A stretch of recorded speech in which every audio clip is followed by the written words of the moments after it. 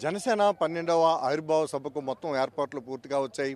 ఇక్కడ చూసినట్లయితే పిఠాపురంలోని చిత్రాడలో ఎటు చూసినా కానీ జనసేన జెండాలు రెపరెపలాడుతున్న పరిస్థితున్నాయి. ఒక రేపు జరగబోయే ఈ జనసేన ఆవిర్భావ జైకేతనం సభకి మొత్తం అంతా ముస్తాబైన పరిస్థితి ఉంది. అనేక ప్రాంతాల నుంచి జనసేన నాయకులు, వీర మహిళలు వచ్చి మొత్తం ఇక్కడ జరుగుతున్న ఏర్పాట్లు కూడా చూస్తున్న పరిస్థితి. ఇక్కడ సెల్ఫీలు దిగుతున్న పరిస్థితి కూడా ఉంది. అంటే జనసేన పార్టీకి సంబంధించిన ఎమ్మెల్యేలు, ఇతర నాయకులు, వీర మహిళలు కూడా పెద్ద సంఖ్యలో వచ్చారు. ఇప్పుడు మనతోటి ఇక్కడ ముద్రగడ క్రాంతి ఉన్నారు. జనసేన పార్టీలో ఈ కార్యక్రమం ఆవిర్భావ సభకు సంబంధించి రాజనగరం సమన్వయకర్తగా వివరిస్తున్నారు. చెప్పండి మేడం, రేపు ఏ విధంగా ఇక్కడ జనసేన సభకు జనం తరలి రాబోతున్నారు, ఏ విధంగా జరగబోతుంది, ఏర్పాట్లని ఎట్లా ఉన్నాయి? అన్ని ఏర్పాట్లు చాలా బాగా జరుగుతున్నాయండి. ప్రతి జిల్లా నుంచి కూడా లక్షలాదిగా ప్రజలందరూ వస్తున్నారని మాకు ఇన్ఫర్మేషన్ ఉంది. ఎవరికి ఎటువంటి ఇబ్బంది లేకుండా భోజనాలు కానీ, మంచినీళ్ళు కానీ, జ్యూసులు కానీ ఏదైనా సరే ఎవరికి ఎటువంటి ఇబ్బంది లేకుండా అన్ని ఏర్పాట్లు చక్కగా జరుగుతున్నాయి. ప్రతి కమిటీ వేశారు. దాన్ని బట్టి ప్రకారం అందరూ నడుచుకుంటున్నారు.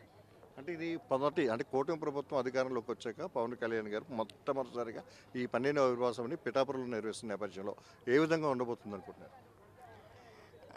ఇదొక పండగలాగా జరుగుతుందండి. పవన్ కళ్యాణ్ గారి అడ్డా ఇది పిఠాపురం అన్నది. సో ఆయనకి ఎంత గ్రాండ్గా చేసినా అది ప్రతిదీ తక్కువ కిందే కనిపిస్తుంది. జనాలు ఎంత ఆదరించారంటే 100% స్ట్రైక్ రేట్ ఇచ్చి వైసీపీని తరిమి కొట్టినట్టు ఆయనకి సమాధానం చెప్పారు. సో అంగరంగ వైభవంగా జరుగుతుంది పండగలాగా. ప్రతి ఒక్కరికి పండగ, ఇది మా పండగ అని చెప్పి వచ్చి అందరూ పాల్గొంటున్నారు. అంటే రాష్ట్ర వ్యాప్తంగా ఎంతమంది వచ్చే అవకాశం ఉందని మీరు భావిస్తున్నారని? పవన్ కళ్యాణ్ గారి సభ అంటే ఒక లెక్క ఉండదండి. 1,00,000 అనుకుంటారు, 2,00,000 అలా డబుల్ అయిపోతుంది. సో ఎంతమంది వస్తారన్నది లెక్క వెయ్యలేం ఎవరు. ఎంత పెద్ద గ్రౌండ్ తీసుకున్నా అది ఇంకా సరిపోదు. అంతమంది ఎక్స్పెక్ట్ చేయకుండా దానికన్నా డబుల్ వచ్చేస్తారని లక్షలాదిగా అంటున్నారు. మరి చూడాలని. అంటే రేపు ఉదయం సభ 4 గంటలకు అంటున్నారు, కానీ ఇక్కడ జనం ఎన్ని గంటలకు చేరుకునే అవకాశం ఉంది? అసలు ఇక్కడ భద్రతా ఏర్పాట్లు ఎట్లా ఉన్నాయి? అన్ని ప్రతిదానికి భద్రత ఏర్పాట్లు ప్రతిదీ తీసుకుంటున్నారండి. ఇప్పుడే స్టార్ట్ అయిపోయారు అందరూ. ఎక్కడ నేను రాజమండ్రి నుంచి బయలుదేరినప్పుడు కూడా చాలా ట్రాఫిక్ జామ్ జరిగింది. ఇప్పుడే వచ్చేస్తారు. ఇక్కడికి వచ్చేసి చుట్టుపక్కల ఉండి పొద్దున్నే మీటింగ్ ప్రాంగణానికి వచ్చేస్తున్నారని చాలా న్యూస్ ఉంది.